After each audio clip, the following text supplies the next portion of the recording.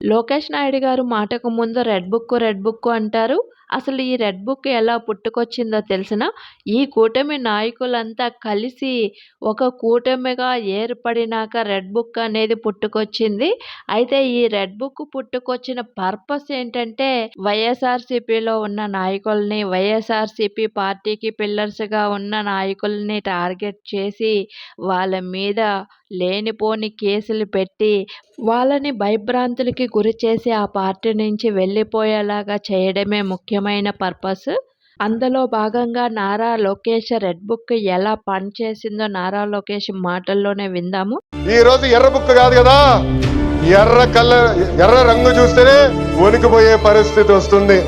ఎర్ర బుక్ అంటే ఒకడికి గుండుపోటు వచ్చింది, ఒకడు బాత్రూమ్ లో కాలు జారి చెయ్యి ఎర్రగొట్టుకున్నాడు, ఇంకొకడు ఏమయ్యాడో మీ అందరికి తెలుసు.